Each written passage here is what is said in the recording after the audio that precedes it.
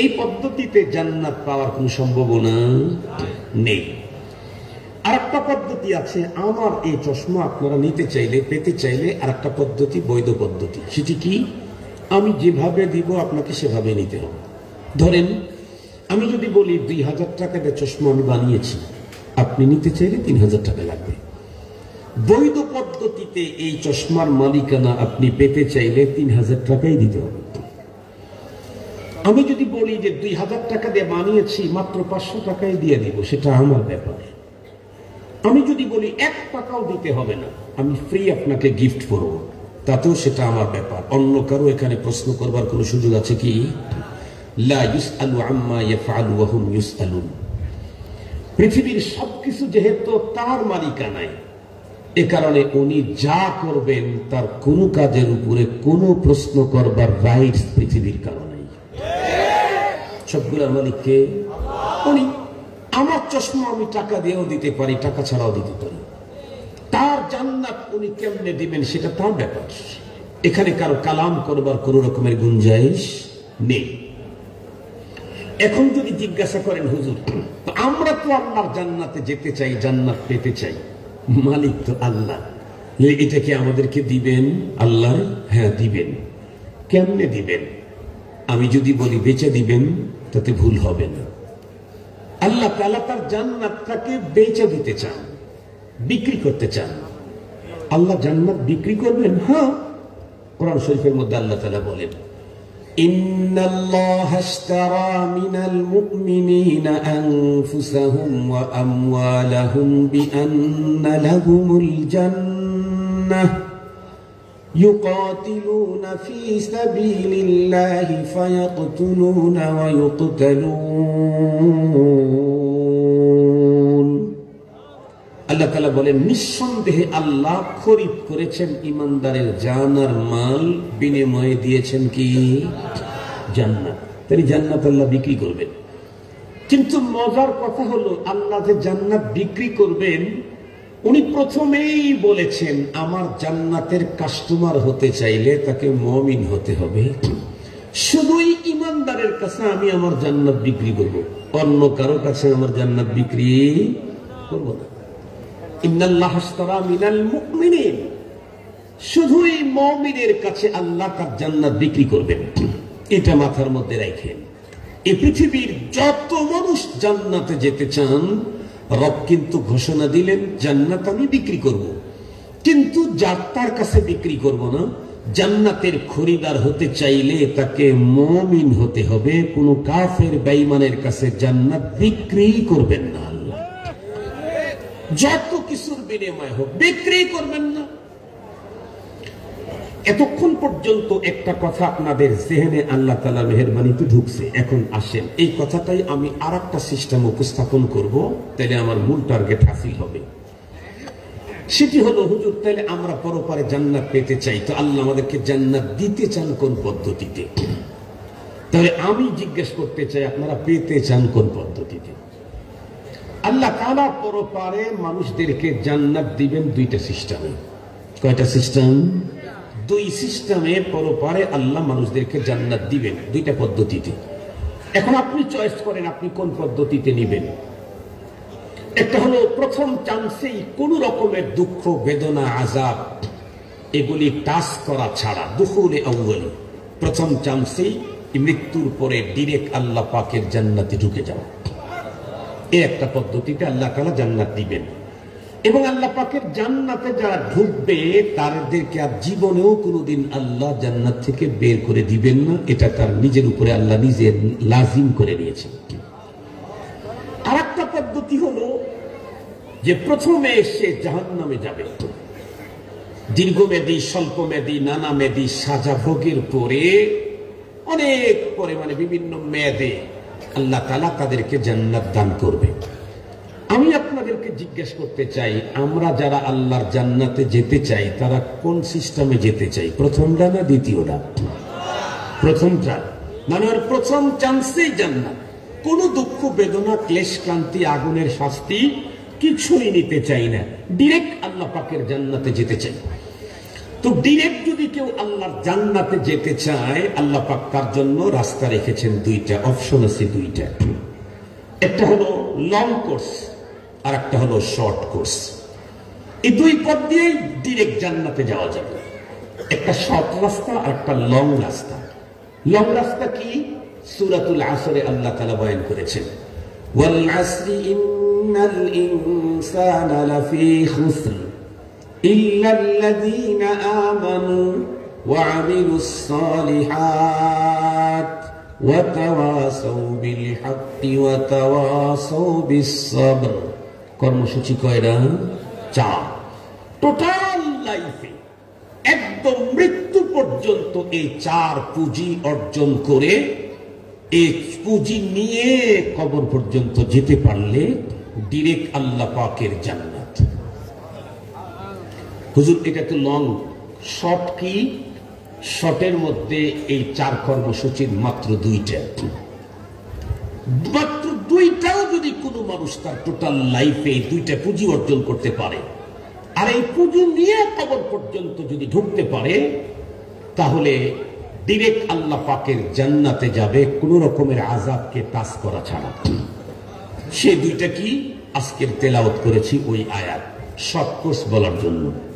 আল্লাহ তাআলা বলেন, ইন্নাল্লাযীনা আমানু ওয়া আমিলুস সালিহাত কানাত লাহুম জান্নাতুল ফিরদাউসি নুজুলা। নিঃসন্দেহে যেই সমস্ত মানুষগুলি তাদের টোটাল লাইফে মাত্র 2টা পুঁজি অর্জন করবে, একটা হলো ঈমান আর একটা হলো নেক আমল। এই 2 পুঁজি অর্জন করে, এই পুঁজি নিয়ে যদি কবর পর্যন্ত যেতে পারে, রব্বুল আলামিন বলেন, কানাত লাহুম জান্নাতুল ফিরদাউসি নুজুলা। আমি তাদেরকে প্রথম চান্সেই জান্নাতুল ফিরদাউসের মেহমান বানায় দেব। কোন জান্নাত যেন? জান্নাতুল ফিরদাউস। তার মানে এর চাইতে উচ্চ মানের আর কোন জান্নাত নাই। এখন একটা প্রশ্ন আপনাদের মনের মধ্যে আসতে পারে, হুজুর আপনি না বললেন জান্নাতি হওয়ার 2টা কোর্স, একটা লং আর একটা শর্ট। তো শর্ট কোর্সে মাত্র 2টা কর্মসূচি, লং কোর্সে তার ডাবল 4 কর্মসূচি। শর্ট কোর্সের 2 কর্মসূচিতে জীবন কাটালে তাকেই যদি আল্লাহ পাক রব্বুল আলামিন জান্নাতুল ফিরদাউসে মেহমানদারি করেন, তাহলে লং কোর্সে যে 4 পুঁজি নিয়ে গেল, তারে কোন জান্নাত দিবেন? জান্নাতুল ফিরদাউসের উপরে তো আর কোন জান্নাত নেই। হুজুর আপনি যদি বলেন তাকেও জান্নাতুল ফিরদাউস দেওয়া হবে, তাইলে তো তুলনামূলক এদের একটু ঠকা হবে। কারণ ওর ছিল 2 পুঁজি, এর আছে কয় পুঁজি? 4 পুঁজি। সেও জান্নাতুল ফিরদাউস 2 পুঁজি নিয়ে, এও জান্নাতুল ফিরদাউস ডাবল পুঁজি নিয়ে। এটা কেমন? না, আল্লাহ তাআলা কাউরে ঠকান না। দো সিতারা কুজা কুনি মাহরুম, দো সিতারা কুজা কুনি মাহরুম, তু কে বা দুশ্মনা নজরদারি। যে দুশ্মনকেও কখনো ঠকায় না, সে দোস্তকে ঠকাবার প্রশ্নই আসে। জান্নাতুল ফিরদাউসের চাইতে উন্নত জান্নাত নাই, ঠিক আছে? 4 কর্মসূচি নিয়ে, 4 পুঁজি নিয়ে যারা কবরে যাবে, তাকেও জান্নাতুল ফিরদাউস। আবার এই আয়াতে বললেন 2 পুঁজি নিয়ে যারা কবরে যাবে, তাকেও জান্নাতুল ফিরদাউস। তো কেমন হইল? কেমন হয় নাই, ভালো হয়েছে। এই বিষয়টাকে বুঝবার জন্য আপনাদেরকে একটু এয়ারপোর্টে যেতে হবে। এখন যাওয়া দরকার নেই, বললেই বুঝবেন আর কি। দেখবেন যারা ইন্টারনাল অথবা ইন্টারন্যাশনাল এয়ারওয়েজে যাদের চলাফেরা আছে, অভ্যন্তরীণ বিমান অথবা আন্তর্জাতিক বিমান রুটে যারা চলাফেরা করেন, তারা জানেন বিমানে সিট থাকে 2 রকমের, একটা বিজনেস ক্লাস আর একটা ইকোনমি ক্লাস। বিমান কিন্তু একটা, সিট হলো 2 কোয়ালিটি, একটা বিজনেস ক্লাস আর একটা ইকোনমি ক্লাস। ইকোনমি ক্লাসের সিটের ফেয়ার যদি হয় 50,000 টাকা, বিজনেস ক্লাসের ফেয়ার হলো 1,10,000 টাকা, ডবলের চাইতে একটু বেশি। বিমান একটাই, এত কম বেশি কেন? এত কম বেশি হলো, আপনি তো ইন্টারন্যাশনাল এয়ারওয়েজে 8 ঘন্টা সফর করবেন, 18 ঘন্টা সফর করবেন। ইকোনমি ক্লাসের ভিতরে যে সিটগুলি আছে এই সিটগুলি খুব বেশি প্রশস্ত না, কনজাস্টেড, খুব বেশি আরামদায়ক না। একটু সামনে আর পিছনে উপরের অংশটাতে মুভিং করা যায়, এই সামনে যায় পিছনে যায়, এতটুকু খালাস, আর কিছু না। এই 17-18 ঘন্টা বিমানের ওখানে এভাবে বসে থাকা অনেক কষ্ট। এরপরে আপনি যদি আপনাকে যদি 5-7 ঘন্টা ওখানে সফর করায়, একবার দিবে আপনাকে নর্মাল একটা নাস্তা, এরপরে দিবে একটা ভারী খাবার, এরপরে পানি চাইলে পানি দিবে, কিন্তু আপনাকে চাইতে হবে। উপরে সুইচ থাকে, সুইচ অন করলে চিপ দিলে একটা বাতি জ্বলে, একটা আওয়াজ হয়। বিমানবালা তখন বুঝে যে কাস্টমার আমাকে খুঁজছে, তখন আসে জিজ্ঞেস করে, স্যার কি চাই? যা চাইবেন তাই পাবেন না, নির্ধারিত কিছু পাওয়া যায়, যেমন পানি পাওয়া যায়, চা পাওয়া যায়, বাস খালাস। কিন্তু বিজনেস ক্লাসে যে সিট, আল্লাহ, ওই সিট তো আপনি এভাবে বসছেন, এভাবে বসতেন, ওই সিটে শুধু আপনি সুইচ টিপবেন। আপনি যদি শুইতে চান, সিট আপনারে শোয়া দিবে, আপনার নিজের এভাবে করে ডিজাইন করে শুইতে হবে না। সুইচ টিপলে সিট আপনারে শোয়াবে। মনে চাইতেছে যে পাটা একটু উঁচা করি, আপনার পা আপনাকে উঁচা করতে হবে না, সুইচ টিপলে ও আপনার পাকে উঁচা করে ধরবে। পাশেই বসে আছে আপনার স্ত্রী অথবা আপনার ফ্রেন্ড অথবা আপনার সন্তান, কলিজার টুকরা। লম্বা টাইম চলতে চলতে মনে হচ্ছে আপনজনের কাঁধের উপরে একটু মাথা রাখি, মজা পাবো। তো এই জন্য আপনাকে এভাবে হেলে এদিকে যেতে হবে না, সুইচ টিপলে সিট আপনাকে নিয়ে আপনার মাথাটা ওর কাঁধের উপরে রেখে দিবে। খুব ভালো করে বুঝবেন, এই জাতীয় তো মজা আছে। এরপরে অন্য জায়গায় থাকলে তো সুইচ টিপে জিজ্ঞেস করা, আসলে কি চাই? পানি চাই, পানি দিবে। কিন্তু বিজনেস ক্লাসে আপনাকে চাইতে হবে না। কিছুক্ষণ পর পর বিমানবালা এসে জিজ্ঞেস করবে, স্যার কি চাই? তারা এসে জিজ্ঞেস করবে, স্যার কি চাই? স্যার কফি চাই কি? Black coffee, hot coffee, cold coffee, না চা চাই, নাকি জুস চাই? কিসের জুস চাই? এই জাতীয় অনেক কিছু যা আপনার বাসায় নেই ওখানে পাবেন। এই এত কম বেশি হওয়ার কারণে বিমান একটাই, কিন্তু ইকোনমি ক্লাস আর বিজনেস ক্লাসের এমন পার্থক্য। জান্নাতুল ফেরদাউস জান্নাত একটাই। যারা 2 পুঁজি নিয়ে কবর পর্যন্ত যাবে তাদেরকে ইকোনমি ক্লাস, যারা 4 পুঁজি নিয়ে কবরে যাবে তাদেরকে বিজনেস ক্লাস দেওয়া হবে। ঝামেলা আর তোর ঝামেলা নেই, আর তোর সমস্যা নেই, আর তোর ঠকাঠেকি নেই। কি বলেন? এখন কথা হলো হুজুর, তো আল্লাহ পাক তো বললেন 2টা পুঁজি নিয়ে কবরে গেলে জান্নাতুল ফেরদাউসে মেহমানদারি করবেন। কতদিন মেহমানদারি যে করবেন আল্লাহ, কতদিন? এমন প্রশ্ন বান্দায় করবে দেখে আল্লাহ উত্তর দিয়ে দিয়েছেন, খালিদিন। আমরা জিজ্ঞাসা করলাম কতদিন? আল্লাহর কোরআন উত্তর দিলেন খালিদিন। খালিদিন মানে 5 দিন, 5 সপ্তাহ, 5 বছর, 5000 বছর। কথা বলেন না কেন? চিরস্থায়ী। চিরস্থায়ী বুঝতে যদি আবার কারো প্রবলেম হয়, আল্লাহ পাক এটাকে ওয়াজাহাত করলেন আবাদা। এ পর্যন্ত আলোচনা দিয়ে একটা জিনিস আমাদের কমপ্লিট ক্লিয়ার। আমি পরপারে আল্লাহ পাকের জান্নাতে যেতে চাই প্রথম চান্সেই, কোনো সাজাবক ছাড়া। তাহলে মিনিমাম আমার কয়টা পুঁজি লাগবে? একটু কথা বলতে হবে যে কয়টা পুঁজি লাগবে? একটা হলো ঈমান, আর একটা হলো নেক আমল। এখন কেউ যদি বলে হুজুর 4 পুঁজি থাকলে জান্নাতুল ফেরদাউসের বিজনেস ক্লাস, সেখানে মাত্র অর্ধেক থাকলেই জান্নাতুল ফেরদাউস পাওয়া যায় ইকোনমি ক্লাস।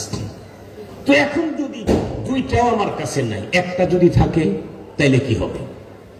2টা নাই, 4টার কাছে 2টা হয়েছিল, সে তো পেয়েছে ইকোনমি ক্লাস।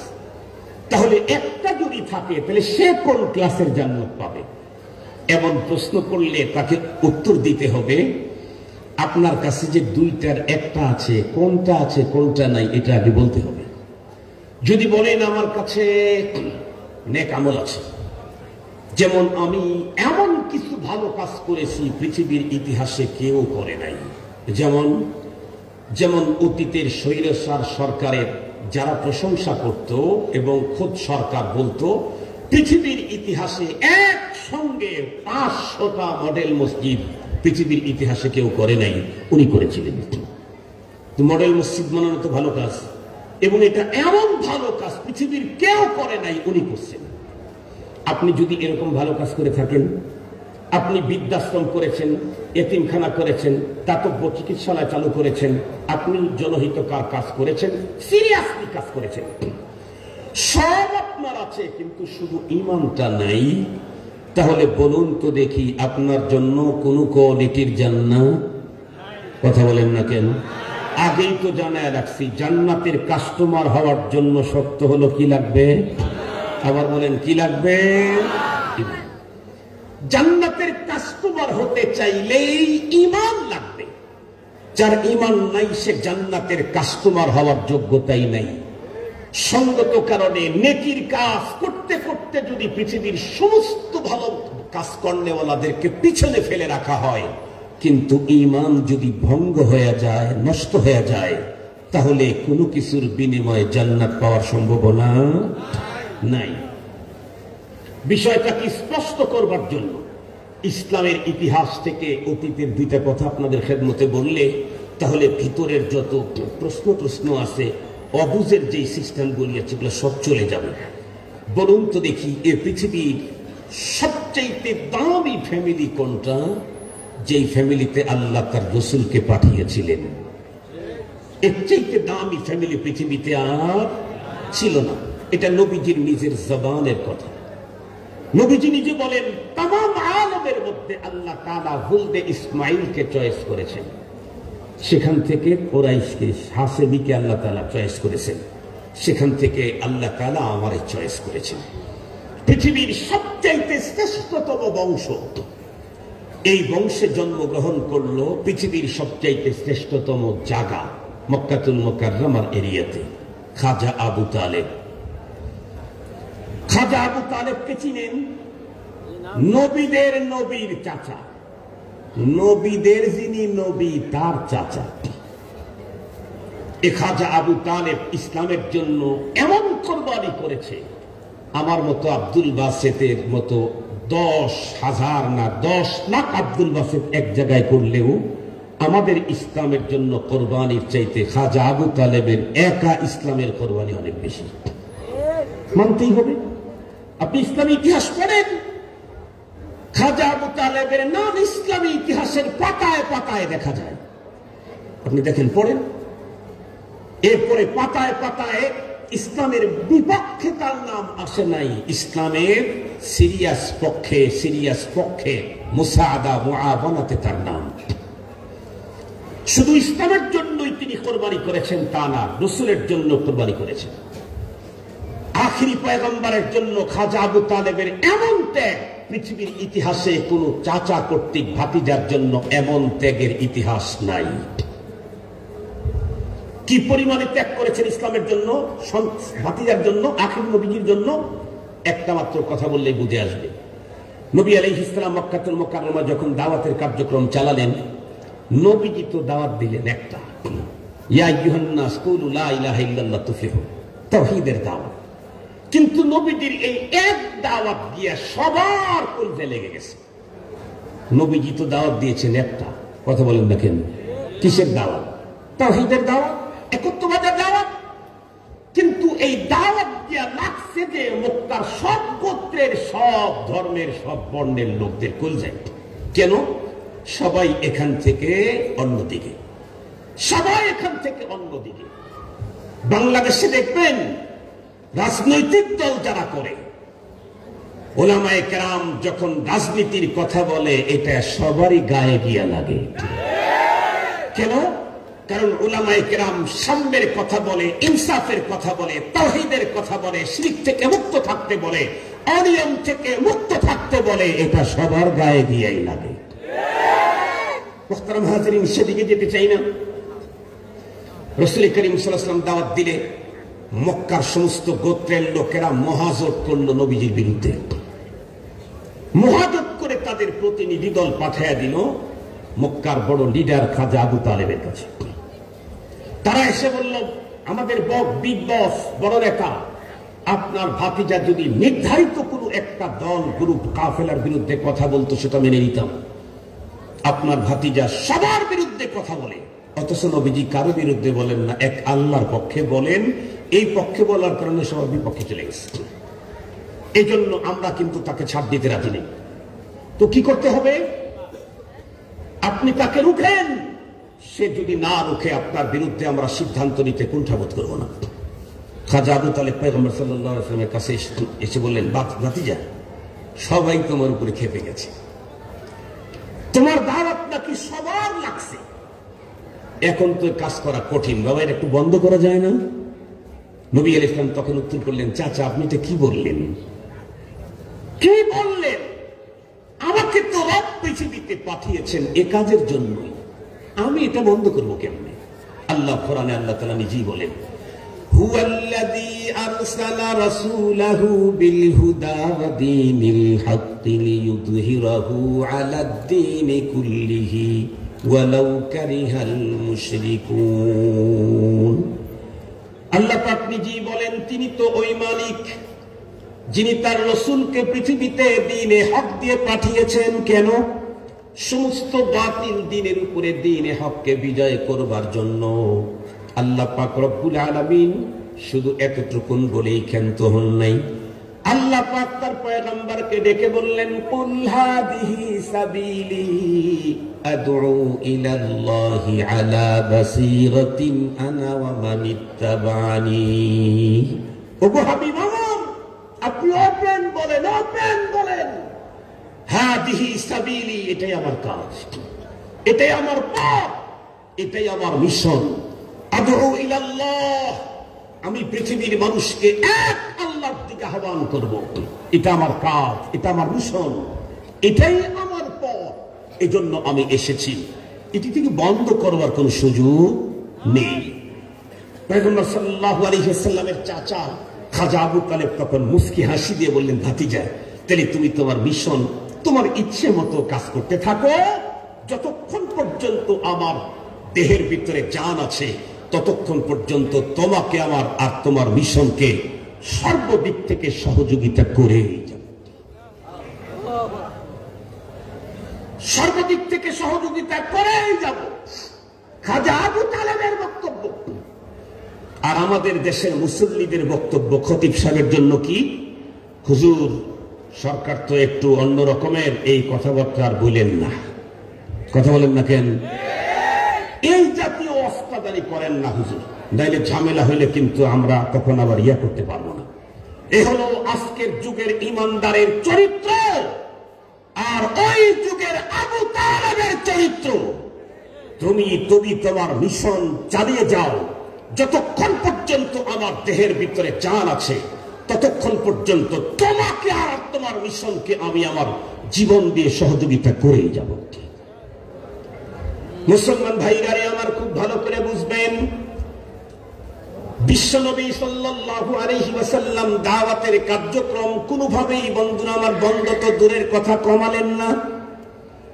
মক্কার মহাজোটের লোকরা যখন তাদের চোখ দিয়ে দেখলো যে না কোনোভাবেই তো বড় নেতাকে বলে কোনো কাজ হলো না, তখন তারা সিদ্ধান্ত নিল খাজা আবু তালেবের পুরা পরিবারের বিরুদ্ধে বয়কট করো।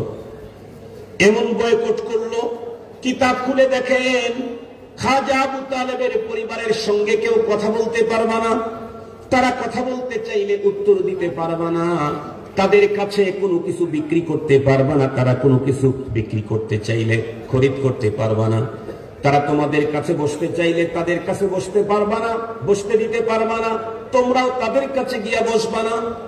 এক কথা 100% শাটডাউন করে দিল। 3 বছর পর্যন্ত কঠিন দুর্বিষহ জীবন কাটাইলো। একটা পর্যায়ে জীবন বাঁচাতে গিয়ে গাছের পাতা পোতা খাইলো, তবুও ইসলামের এই কাজ থেকে পিছে সরে নাই। এত বেশি কোরবানি করার পরেও খাজা আবু তালেব বলুন তো দেখি লোকটা কি জান্নাতি না জাহান্নামী? কেন? কারণ তার নেকির কোনো অভাব ছিল না, কিন্তু তার ঈমানের বন্ধুরা আমার পুঁজি না থাকার কারণে এই লোকটা নবীর চাচা হওয়ার পরেও জান্নাত নাই। যতদূর পর্যন্ত মাইকের আওয়াজ যায়, মডেল মসজিদ করেছেন, এরপরে বিশ্ব ইজতেমার জায়গা দিয়েছেন, এরপরে কাকরাইল মসজিদ করেছেন, কেউ কেউ বিসমিল্লাহ ঢুকাইছেন, কেউ কেউ মসজিদের বিল ফ্রি করে দিয়েছিলেন। এ জাতীয় হাজার নেকির কাজের কথা আপনারা বলেন, আমাদেরকে শুনুন। নিঃসন্দেহে এগুলি ভালো কাজ, কিন্তু এই ভালো কাজের মাধ্যমে পরপারে কিছু পেতে চাইলে প্রথম যেই জিনিসটা লাগবে তার নাম হলো ঈমান। ঈমানের খোঁজ লাগান। নেকির কাজ তো অনেক করেছেন, খাজা আবু তালেবের মতো তো ঈমানহীন হয়ে যান নাই। যদি হয়ে গিয়ে থাকেন, নবীদের নবী চাচা হওয়ার পরেও খাজা আবু তালেবের মুক্তির কোনো পথ নাই, সেখানে আপনি কার চাচা? কথা বলেন না কেন? আপনি কার চাচা? মুসলমান ভাইরারে আমার খুব ভালো করে বুঝবেন, কোন একজন মানুষ পরকালের জীবনে জান্নাতি যদি পেতে চায়, ঈমান তার লাগবেই লাগবে। ঈমানহীন কোন অবস্থাতেই জান্নাতে যাওয়ার কোনো সুযোগ নাই। ঈমানটা যদি অতীব দুর্বল হয়, একেবারে দুর্বল ঈমান, তারপরেও এই ঈমান নিয়ে যদি কবরে যেতে পারে, স্বল্পমেয়াদী দীর্ঘমেয়াদী সাজা ভোগের পরে জান্নাত পাবেই পাবে। কিন্তু ঈমানই যদি না থাকে, তাহলে সারা দুনিয়ার সমস্ত মানুষ একত্রিত হয়ে তার জন্য দোয়া কালাম করলেও পরপারে জান্নাতের কোন সম্ভাবনা। এই সাবজেক্টটা আমি আজকে চয়েস করলাম কেন?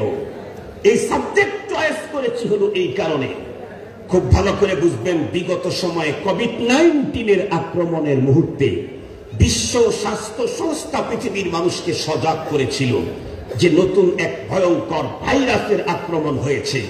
এখান থেকে বাঁচতে চাইলে পিপি পরতে হবে, ফেস মাস্ক পরতে হবে, হাত ধুইতে হবে, হোম কোয়ারেন্টাইনে থাকতে হবে। শেষ পর্যন্ত আবার কথা বলেন ভ্যাকসিন আবিষ্কার করে বলল, এই ভ্যাকসিন দিতে হবে, 1 ডোজ দিয়ে হবে না, 2 ডোজ দিতে হবে, 2 ডোজ দিয়ে হবে না, বুস্টার ডোজও লাগাতে হবে। ঠিক বললাম না বেঠিক বললাম? এদেশের স্বাস্থ্যবিদেরা যেমন মানুষের স্বাস্থ্যের ঝুঁকি আসলেই বিশ্ববাসীকে তারা যেমন সজাগ করে, এদেশের উলামায়ে কেরাম ঈমানের আমলের উপরে ঝুঁকি আসলে পৃথিবীর মুসলমানদেরকে তাদের ঈমানের ব্যাপারে সজাগ করে। আমরা আমাদের চোখ দিয়ে দেখছি, বিগত কোভিড-19 সময় কোভিড-19 ভাইরাসে আক্রান্ত হয়ে যেই পরিমাণে মানুষের প্রাণহানি না ঘটেছে, তার চাইতে ভয়ঙ্কর ভাবে এখন বাংলাদেশে আক্রমণ করেছে ঈমানহানির ভাইরাস। ওর চাইতে বেশি মানুষের ঈমান হারিয়ে যাচ্ছে। বাংলাদেশে ঈমানহানির ভাইরাস অনেক রূপ নিয়ে এসেছে, তার ভিতরে একটা ভয়ঙ্কর রূপের নাম হলো কাদিয়ানি ভাইরাস। কাদিয়ানি এক ভয়ঙ্কর রূপের নাম। এই কাদিয়ানি ভাইরাস যার ভিতরে ঢুকতেছে তার ঈমানকে শেষ করে ফেলতেছে। আপনারা শুনলে অবাক হবেন, কাদিয়ানি নতুন নতুন পদ্ধতিতে এদেশের মুসলমানদের ঈমানকে শেষ করে দিচ্ছে। যাকে যেইভাবে ভাইরাস আক্রমণ করতে পারে, কারো নাক দিয়ে ঢুকছে, কারো চোখ দিয়ে ঢুকছে, কারো হাতে হাতে কাজ লাগার কারণে ঢুকেছে। কাদিয়ানি ভাইরাস তার চাইতেও ভয়ঙ্কর। শুনলে অবাক হবেন, এদেশের যেই সমস্ত মানুষগুলি ধর্মকর্ম সম্পর্কে কোনো জ্ঞান রাখে না, জগতের বিদ্যা অনেক আছে, চেয়ারও অনেক বড় আছে। বাংলাদেশে পর্যন্ত যতবার উলামায়ে কেরাম কাদিয়ানীদেরকে রাষ্ট্রীয়ভাবে অমুসলিম ঘোষণা করার দাবি নিয়ে এগিয়েছে, ততবার বড় চেয়ারে বসে থাকা বড় কাফের গুলাই ভেটো দিয়েছে। আমাদের দেশের বড় বড় শিক্ষিত অনেকেই এই ভাইরাসে আক্রান্ত হয়ে ঈমান নাই, কাফের হয়ে গেছে। কেন? আমাদের দেশের অধিকাংশ ইংরেজি শিক্ষিত বলি নকলকে অত বেশি প্রমোট করে না, আকলকে যত বেশি প্রমোট করে। ভালো করে মনে রাখবেন কথাগুলি, নকলকে অত বেশি প্রমোট করে না, আকলকে যত বেশি প্রমোট করে। দেখবেন আমাদের দেশে অনেক সময় টক শো হয়, কথা বলেন না কেন? টক শো হয় না, হয় না? টক শোতে যারা বসে, এখানে যদি কোনো ইসলামী কোনো বিষয় আসে, টকশোতে বসে বসে বুদ্ধিজীবীরা প্রশ্ন করে, শরীয়তের এই বিধানটা এরকম হলে তো এই এই এই এই অসুবিধা হবে, এটা তো বুঝে আসে না। আরে তুমি বুঝে আসে আর না আসা বলার কে? তুমি তো খুলিকতা মিন নুতফা, তোমাকে তো নাপাক পানি দিয়ে তৈরি করা হয়েছে। তোমাকে তৈরি করেছেন রব, রাজ্য আইন দিবে সেটা তোমাকে মানতে হবে। কেন বলার অধিকার তোমার বাবার নাই? বলেন, আমি যদি কোনো কোম্পানির মালিক হই আর সেই কোম্পানির কর্মচারী যদি আপনি হন, আমি যদি কোম্পানির কোনো কাজের ব্যাপারে আপনাকে অর্ডার করি, সেখানে আপনি কি কথা বলার অধিকার আছে, স্যার এটা করলে কিন্তু ভালো হবে না, এটা করতে পারেন না, এই বলার অধিকার আছে কি? অথচ আপনিও মানুষ, আমিও মানুষ। অনেক ক্ষেত্রেই মালিকের চাইতে কর্মচারী বেশি ব্রেনওয়ালা হয়, বেশি যোগ্যতা সম্পন্ন হয়, বেশি তার ডিগ্রি থাকে, এমনকি পুরো কোম্পানি তার উপরে ডিপেন্ডেন্ট হয়। এরপরেও মালিক কথা বললে শ্রমিকের কথা বলার কোনো অধিকার নাই। মালিক আর শ্রমিকের ভিতরে যদি এই পার্থক্য হয়, তুমি তো সৃষ্টি আর আসমান জমিনের মালিক, আল্লাহ হলেন তোমার স্রষ্টা। সুতরাং উনি যেটা বলেছেন সেইখানে কেন কি এই প্রশ্ন করবার অধিকার? লা ইউসআলু আম্মা ইয়াফআলু ওয়া হুম ইউসআলুন। যেহেতু তারা আকল নির্ভরশীল, এজন্য তাদেরকে কিভাবে ডাইভার্ট করে একটু শুনেন। ওরা বলে, দেখেন আল্লাহ পাকের চিরাচরিত একটা সিস্টেম আছে দুনিয়াতে। কি? আল্লাহ পৃথিবীর মানুষকে গোমরাহি থেকে মুক্ত করবার জন্য, তার সাথে সম্পর্ক জড়িয়ে দেওয়ার জন্য আল্লাহ কিতাবুল্লাহ আর বিজানুল্লাহ পাঠিয়েছেন। একজন নবী চলে যাওয়ার পর পরই সব টাইমের ভিতরে আরেকজন নবী আল্লাহ পাঠিয়ে দিতেন। কেন? মাঝখানে গ্যাপ তৈরি হলে মানুষ ধর্মকর্ম তো ভুলেই যেত, মানুষত্ব বোধটাও হারিয়ে ফেলত। যেমন যেমন আমাদের ঈসা পয়গম্বরের পর থেকে মহানবী মুহাম্মদ রাসূল সাল্লাল্লাহু আলাইহি ওয়াসাল্লাম পর্যন্ত মাত্র 550 বছর 500 বছরের একটা গ্যাপ ছিল। এই টাইমটাতে নবী না থাকার কারণে মানুষ ধর্মকর্ম তো ভুলে গিয়েছিল, মানুষত্ব বোধ তার ভিতরে ছিল না। তো তাহলে কি হবে?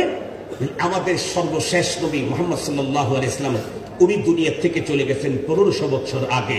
কিয়ামত পর্যন্ত যদি কোনো নবী না আসে, তাহলে দুনিয়ার মানুষ সব গোমরা হয়ে যাবে। এজন্য আল্লাহ পাক নবী পাঠাবেন, আর সেই রকমের একজন নবী গোলাম আহমদ কাদিয়ানী। এই হলো একটা পদ্ধতিতে যারা আকল নির্ভরশীল হয়, তাদেরকে এই পদ্ধতিতে এই ভাইরাস ঢুকায় দেয়। তারা চিন্তা করে, তো একটা যুক্তিযুক্ত কথা। যারা একটু বুঝমান তারা বলে, এই মেয়ে কি বললা তুমি? স্পষ্ট কোরআনে আছে, মা কানা মুহাম্মাদুন আবা আহাদিন মিন রিজালিকুম ওয়ালাকিন রাসূলুল্লাহি ওয়া খাতামান নাবিয়্যিন। নবীজি মুহাম্মদ সাল্লাল্লাহু আলাইহি ওয়াসাল্লাম সর্বশেষ নবী, তুমি এটা কি বললা? তাদেরকে তখন বলে, শুনো, বিষয়টা আসলে এরকম না। কি বিষয়? কি বিষয়? হলো মুহাম্মদ সাল্লাল্লাহু আলাইহি ওয়াসাল্লামকে আমরা নবী মানি, সর্বশ্রেষ্ঠ নবী মানি, সর্বশেষ নবীও মানি। তবে মনে রেখো, লম্বা টাইম পর্যন্ত নবী আর পৃথিবীতে আসবেন না। নবীর এই কাজগুলি দুনিয়াতে চালাবার জন্য আল্লাহ কিছু সহযোগী সহকারী নবী পাঠাবেন। কথা বলেন না কেন? একটু নাউজুবিল্লাহ বলেন। অ্যাসিস্ট্যান্ট নবী, অ্যাসোসিয়েট নবী, জিল্লি নবী, ছায়া নবী, যার কাছে যেই শব্দ বললে এই ভাইরাস আক্রমণ করতে পারে, তার কাছে সেই শব্দ বলেই তাকে এই ভাইরাস ঢুকিয়ে দিয়ে ঈমানহীন করে ফেলতেছে।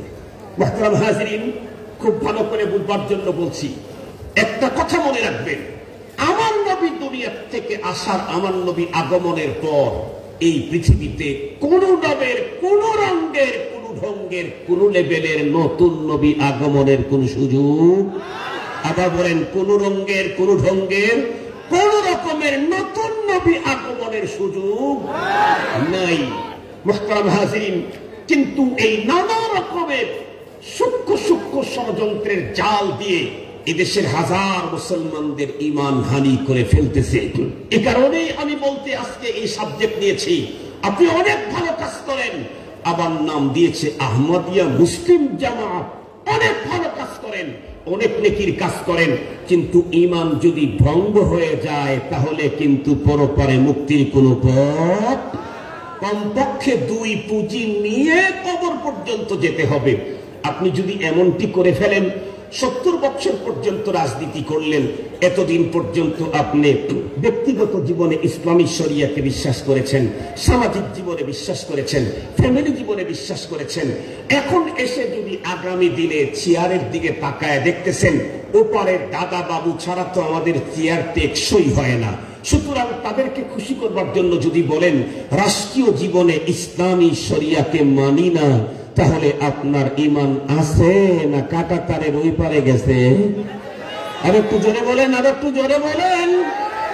যতক্ষণ পর্যন্ত তাজদীদে ঈমান না করবেন, ততক্ষণ পর্যন্ত এই কথা বলার পরে যদি আপনি মারা যান আর আপনার জানাজায় যদি হারামাইন শরীফাইনের ইমামদেরকে দিয়া 144 বার জানাজা পড়ানো হয়, কিয়ামত পর্যন্ত সমস্ত মাদ্রাসাওয়ালা আপনার জন্য কন্টিনিউ কোটি কোটি খতম করে যদি আপনার নামে দেয়, একটা নেকি কবরে ঢোকার কোন সম্ভাবনা নাই। শুধু কি তাই? আপনারা বলুন কি হচ্ছে এখন? ঈমান ভঙ্গের হিড়িক লেগে গেছে। শুধুই আগামী দিনে চেয়ারের লালসায় লিপসায় এতটাই অন্ধ হয়ে গেছে এখন। কয়েকদিন আগে এক বক্তার বক্তব্য শুনলাম, উনি বললেন কবরে ঢুকতেই 3টা প্রশ্ন করা হবে, মান রব্বুকা ওয়া মা দীনুকা ওয়া মান হাদা রাজুলুল্লাযী বুইসা ফীকুম। উনি বলেন এই 3টা প্রশ্নই রাজনৈতিক প্রশ্ন।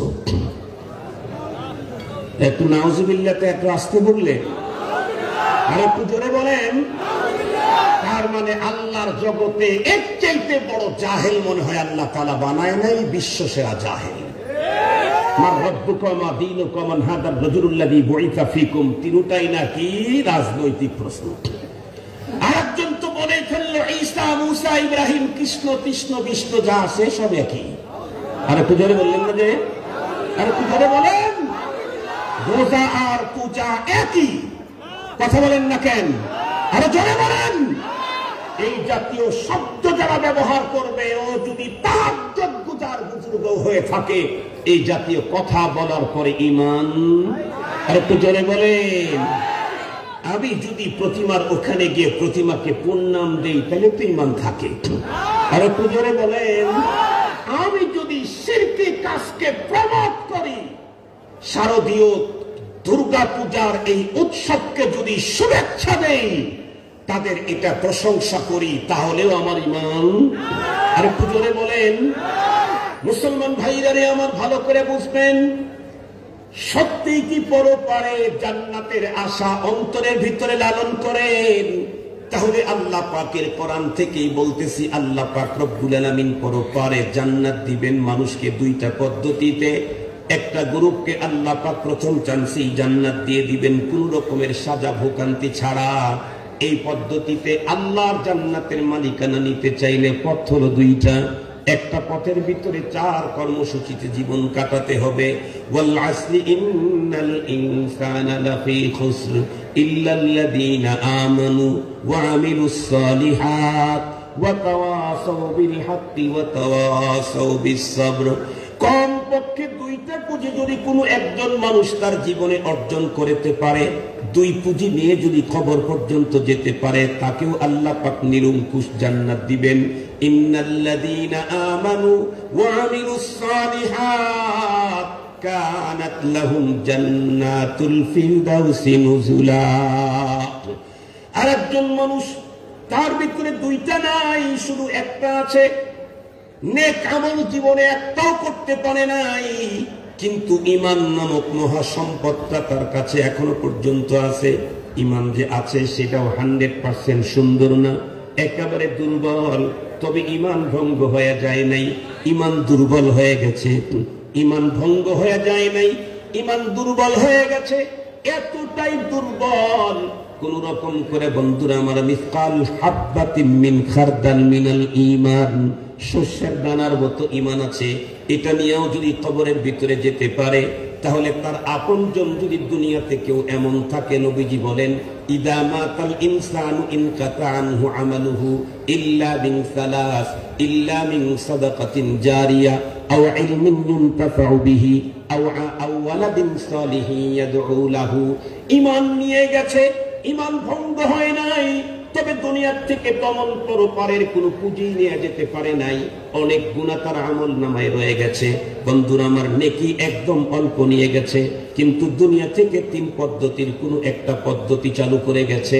আর 1 নাম্বার হলো বন্ধুরা আমার সাদকায়ে জারিয়া করে গেছে, অথবা ইলম দুনিয়াতে বন্ধুরা আমার রেখে গেছে তার ইলম, অথবা নেক সন্তান রেখে গেছে। দুনিয়া থেকে চলে যাওয়ার পর যে কোনো পদ্ধতিতে কিয়ামত পর্যন্ত যদি তার আমল নামায় নেকি ঢুকতে থাকে, দুর্বল ঈমান নিয়ে গিয়েছিল, পুঁজি একদম কম ছিল, কিন্তু আর তার কোনো প্রবলেম নাই, সমস্যা নাই। কেন? তার প্রতিদিন কন্টিনিউ আমল নামায় যে নেকিগুলি ঢুকছে, এখন তার বন্ধুরা আমার নেকির পাহাড় জমে যাবে। কিন্তু মনে রাখবেন, ঈমানটা যদি ভঙ্গ হইয়া যায়, হারামাইন শরীফাইনের ইমামদেরকে দিয়া যদি 1000 বার তার জানাজা পড়ানো হয়, আর তামাম দুনিয়ার মানুষ কিয়ামত পর্যন্ত তার নামে কুলখানি করে, কসম আল্লাহ, একটা নেকি তার আমল নামায় ঢোকার কোনো সম্ভাবনা নাই। আপনার ইমান দুর্বল হলে বাঁচতে পারেন, ইমান ভেঙে গেলে খাজা আবু তালেব বাঁচে নাই, আপনি কার চাচা? খাজা আবু তালেবের রক্ষা নাই। মুসলিম মিল্লাতের পিতা ইব্রাহিম আলাইহিস সালামের বাবার রক্ষা নাই, আপনি কার বাবা? ঈমানহীন হয়ে কবরে যাচ্ছেন, আপনি কার বাবা? মুহতারাম হাজরিন, এই জন্য এই কথাটা আমি গুরুত্বের সাথে আপনাদের খেদমতে পেশ করছি। এই 5 বছরের নেতৃত্ব চান না পরপারের চিরস্থায়ী জান্নাত চান? যদি পরপারের চিরস্থায়ী জান্নাত চান, তাহলে ওই শব্দ বলতেই যায়েন না যেই শব্দ বললে আমার ঈমান ভেঙে যাবে। এতে যদি 5 বছরের চেয়ার আসলো না আসলো, পরে আসুক, না হয় জীবনেই না আসুক, তবুও তো আমি পরপারের জান্নাতের চেয়ার, এটাকে আমি ছাড়তে পারি না। মুহতারাম হাজিরিন, আমাদের ঈমানের এই জাতীয় দাম ভবিষ্যৎ প্রজন্মকে যেন আক্রমণ করে তাদেরকে চিরস্থায়ী জাহান্নামী না বানায়, এজন্য উলামায়ে কেরাম, বাংলাদেশের উলামায়ে কেরাম, সমস্ত বলতে গেলে সব ঘরনার উলামায়ে কেরাম, আগামী 15ই নভেম্বর ঢাকার ঐতিহাসিক এই ডাক বাংলাদেশ খেলাফত মজলিসের না, এ ডাক খেলাফত মজলিসের না, এ ডাক ইসলামী আন্দোলনের না, এ ডাক ইসলামী খেলাফতের না, এ ডাক ইসলামী মোর্চার না, এ ডাক ইসলামী ঐক্যজোটের না, এ ডাক হলো মুহাম্মদুর রাসূলুল্লাহ সাল্লাল্লাহু আলাইহি ওয়াসাল্লামের মানসাবে খতমে নবুয়তকে হেফাজতের ডাক। সঙ্গত কারণে যে বলবে মুহাম্মদ সাল্লাল্লাহু আলাইহি ওয়াসাল্লাম আমার নবী, তাকেই আগামী 15 তারিখের সমাবেশে যেতে হবে। এটা বাংলাদেশ খেলাফত মজলিসের ডাক না, মুহাম্মদুর রাসূলুল্লাহর মানসাবে খতমে নবুয়তের হেফাজতের ডাক। আপনি কোন দল করেন? না, আপনি কার উম্মত? নবীজির উম্মত। আপনাকে যেতে হবে, আপনাকে যেতে হবে। পয়গম্বর সাল্লাল্লাহু আলাইহি ওয়াসাল্লামকে আল্লাহ প্রদত্ত খতমে নবুয়তের চান না যারা টানাটানি করে, তাদেরকে এদেশে উচিত শিক্ষা দিতে হবে। আমাদের স্পষ্ট বার্তা উলামায়ে কেরাম আগে বলেছে, এখনো বলছি, এদেশে হিন্দু আছে, বৌদ্ধ আছে, চারাল আছে, মত আছে, নিজ নিজ পরিচয় নিয়ে আছে। মুহতারাম হাজিরিন, কাদিয়ানি যদি এদেশে থাকতে চায়, কাফের পরিচয় নিয়ে থাকতে হবে, মুসলিম পরিচয় নিয়ে নয়, মুসলিম পরিচয় নিয়ে নয়।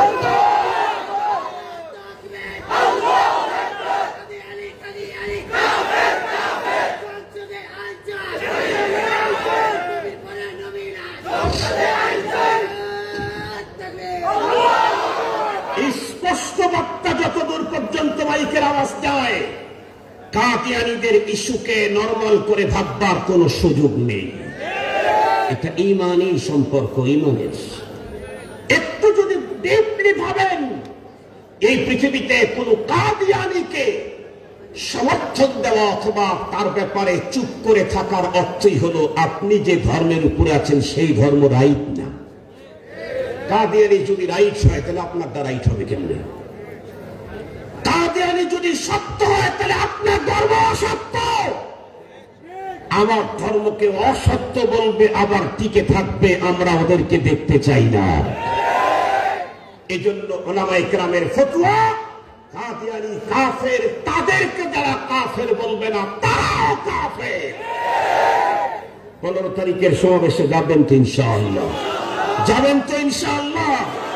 15 তারিখের সমাবেশে কষ্ট করে গরমের ভিতরে খান খান, যদি ইখলাস থাকে, আহতাসিবু আলাল্লাহ, আশা করা যায় ময়দানে মাহশরে পয়গম্বরের খতমে নবুয়তের জন্য এতটুকু কুরবানির কারণে হাউজে কাউসারের পানি আল্লাহ নসিব করে দেবেন। وآخر دعوانا الحمد لله رب العالمين السلام عليكم ورحمة الله وبركاته দাদার কথার উপরে আমল করেছে নাতি। সম্মানিত মুসল্লিবৃন্দ, আন্তর্জাতিক খ্যাতি সম্পন্ন ওয়াইজ আমাদের কাঙ্ক্ষিত মেহমান হযরত মৌলানা আব্দুল বাসিত খান যে বয়ান আমাদের সামনে রেখেছেন, আমাদের প্রাণ ভরে গেছে। আমাদের ভবিষ্যতে জান্নাতে যাওয়ার জন্য যা করণীয় আল্লাহ রাব্বুল আলামিন উনার জুবান থেকে আমাদেরকে যে হেদায়েত, যে নসিহত তিনি রেখে গেছেন, আল্লাহ পাক আমাদের সকলকে ওই অনুযায়ী আমাদের জীবন চালাইবার তৌফিক দান করুন। সকলে বলুন আমিন। হযরতের হায়াতের মধ্যে আল্লাহ পাক বরকত দান করুন। সকলে বলুন আমিন। এখন ইনশাআল্লাহ আমাদের এই জামিয়া আপনাদের তিল তিল দানের দ্বারা, আপনাদের মাসিক চাঁদা, আপনাদের আনসার কাফেলের চাঁদা, সবার সময় এই কুপনের দানের দ্বারা এবং সারা বছর আমরা যে দান করে থাকি, এই দানের মাধ্যমে আমাদের এই মাদ্রাসা আজকে এই পর্যন্ত উপনীত 1347 বাংলায় অত্র মাসকান্দা এলাকার বিশিষ্ট ব্যক্তিত্ব জনাব ইলিম মন্ডল সাহেব আমাদের এই এলাকাবাসীর নামাজ মুসল্লিদের জন্য নামাজের ব্যবস্থার জন্য 13,500 জায়গা দান করেছিলেন। সেই জায়গাকে কেন্দ্র করে মসজিদ পরবর্তীতে 1976 সালে অত্র শহরের বিশিষ্ট ব্যবসায়ী আমির হোসেন সাহেব তার মা বিবন্নেসার নামের মাদ্রাসা করার জন্য 6.5% জায়গা দান করেন। তার দ্বারাই আজকে মাদ্রাসা আজকে এই পর্যন্ত উপনীত। আলহামদুলিল্লাহ, আজকে আপনাদের সামনে এখন আমাদের বিগত বছরের হেফজখানার ফারেক 28 জন হাফেজ সাহেব এবং দাওরায়ে হাদিস ফারেক 34 জন, দাওরায়ে হাসিদ মৌলানা সাহেব এবং 18 জন মুফতি সাহেবকে আপনাদের সামনে তাদের মাথায় দস্তারে ফজিলত পরিয়ে দেওয়া হবে।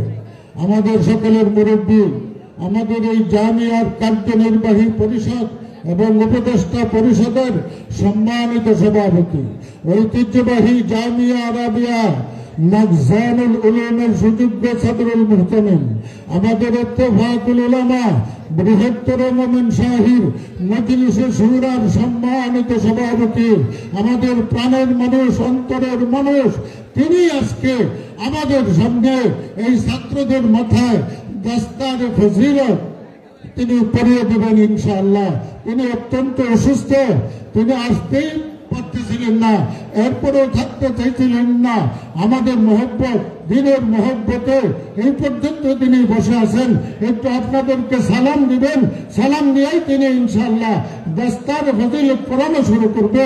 আমি অত্র জামিয়ার শিক্ষা সচিব, সহকারী শিক্ষা সচিব হযরত মাওলানা মুফতি ইলিয়াস সাহেবকে যারা পাগড়ি পাবে সমস্ত ছাত্রদের নাম বলার জন্য অনুরোধ করছি। মুহাদ্দিসিনে কেরাম, আসাদায়ে কেরাম যারা আছেন তারা মঞ্চে আসেন। এক্ষুনি ছাত্রদেরকে পাগড়ি দেওয়া হবে। এরপরে হেফজখানার উস্তাদ যারা আছেন তারাও মঞ্চে আসেন। এরপরে আপনাদেরকে জানাইতে চাই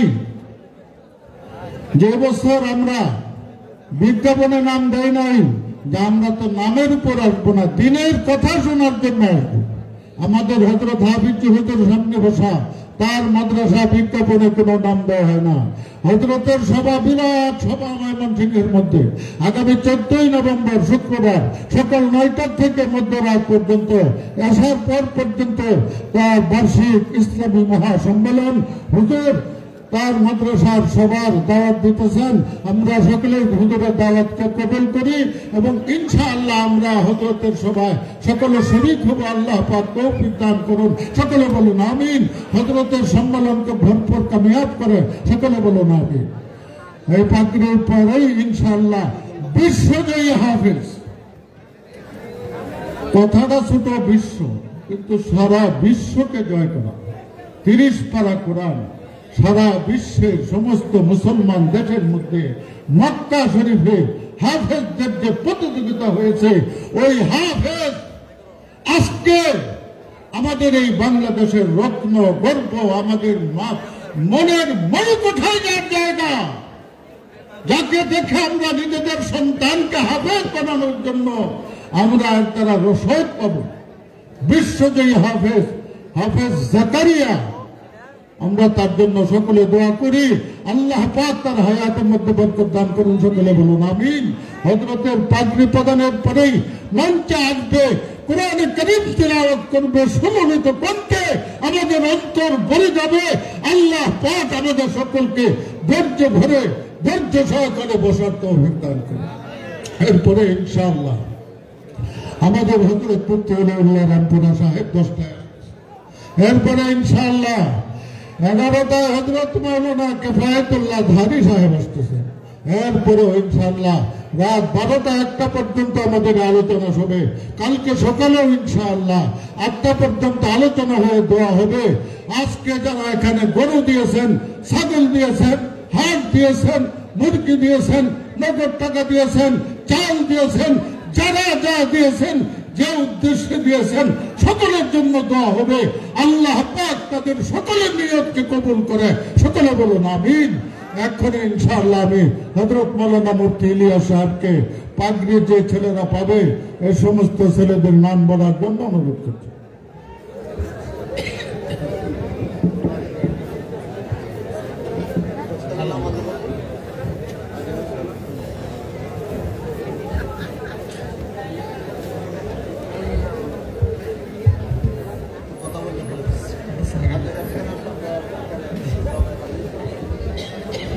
আসসালামু আলাইকুম ওয়া রাহমাতুল্লাহি ওয়া বারাকাতুহু। আমাদের মুহতারাম শাহ হুজুর আমাদের তালতলা মাদ্রাসার সভায় আগামী শুক্রবার দাওয়াত আপনাদেরকে দিয়ে দিয়েছেন, আপনারা কবুল করছেন তো ইনশাআল্লাহ? আগামী শুক্রবার সকাল থেকে শুরু হবে ইনশাআল্লাহ, এই রাত্রে 10টা সাড়ে 10টা দিয়ে শেষ হবে ইনশাআল্লাহ। আপনাদের সবারই দাওয়াত।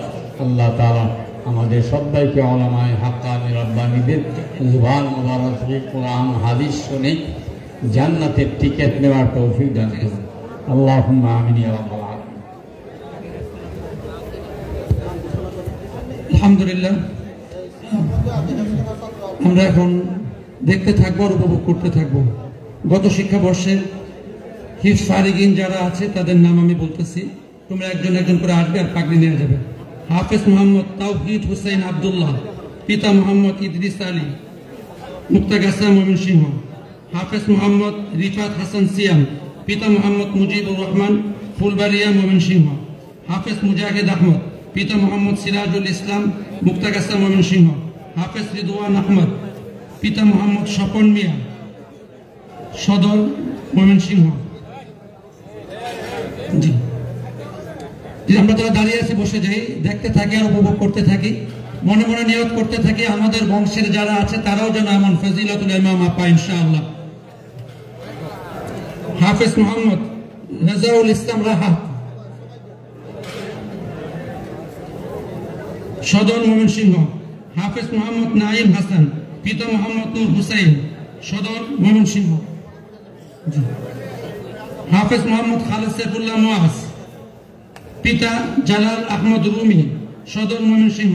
হাফেজ মোহাম্মদ রিদওয়ান হুসাইন, পিতা মোহাম্মদ আনোয়ার হুসাইন, তারাকান্দা ময়মনসিংহ। হাফেজ মোহাম্মদ খায়রুল ইসলাম, পিতা মোহাম্মদ আবু তাহের, তারাকান্দা ময়মনসিংহ। হাফেজ মোহাম্মদ আব্দুল্লাহ রিমন, ভালুকা, পিতা মোহাম্মদ আতাউর রহমান, ভালুকা ময়মনসিংহ। হাফেজ হাসান মাহমুদ, পিতা মোহাম্মদ মিলন মিয়া, সদর ময়মনসিংহ। হাফেজ জুবাইর আহমদ আব্দুল্লাহ, পিতা মরহুম আবু হানিফ, সদর ময়মনসিংহ। হাফেজ মোহাম্মদ সাবিত হুসাইন জুনাইদ, পিতা আবু জাফর, সদর ময়মনসিংহ। হাফেজ মোহাম্মদ শেখ হাসিবুল ইসলাম, ফুলবাড়িয়া ময়মনসিংহ। হাফেজ মোহাম্মদ হাসিব মিয়া, পিতা মোহাম্মদ হেলাল উদ্দিন, ফুলবাড়িয়া ময়মনসিংহ। হাফেজ মোহাম্মদ মাহমুদুল হাসান, পিতা মোহাম্মদ ইসরাফিল, মুক্তাগাছা ময়মনসিংহ। হাফেজ মোহাম্মদ সাদ বিন শফিক, পিতা শফিকুল ইসলাম শফিক, সদর ময়মনসিংহ। হাফেজ মোহাম্মদ তারেক রহমান, পিতা মোহাম্মদ আব্দুল মালেক, সদর ময়মনসিংহ। এই ছিল 18 জন হিফজ ফারিগিন।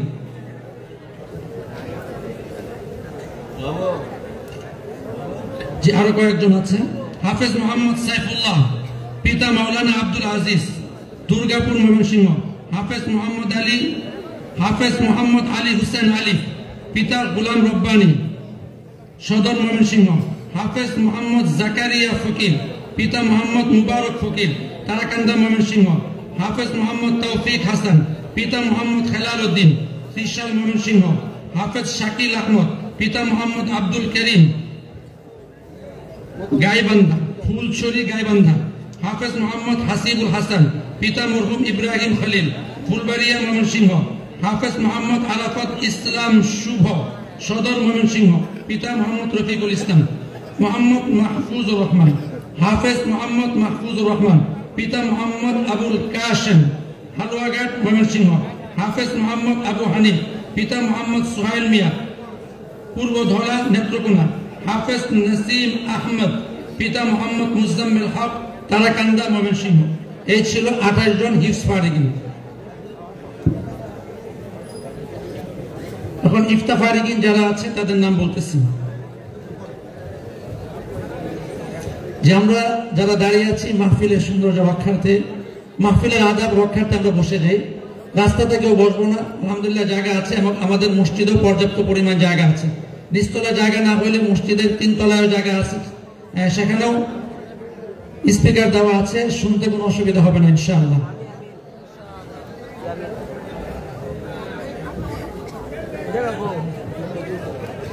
ইফতা ফারিগিন যারা আছে, হাফেজ মাওলানা মুফতি মাহদি হাসান মুহিবুল্লাহ, পিতা মাওলানা সাইফুল ইসলাম, মুক্তাগাছা, ময়মনসিংহ।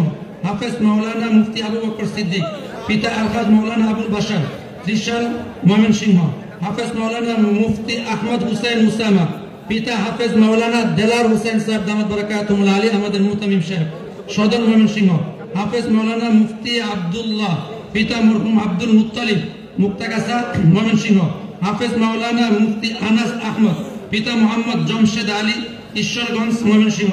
হাফেজ মাওলানা মুফতি আবু রেহান, পিতা মোহাম্মদ আব্দুল সালাম, ঈশ্বরগঞ্জ, ময়মনসিংহ। হাফেজ মাওলানা মুফতি রেহান কবির রিফাত, পিতা মাওলানা বশিরুল হক, মুক্তাগাছা, ময়মনসিংহ। হাফেজ মাওলানা মুফতি পারভেজ মুশাররফ, পিতা মোহাম্মদ আব্দুল আজিজ, ফুলবাড়িয়া, ময়মনসিংহ।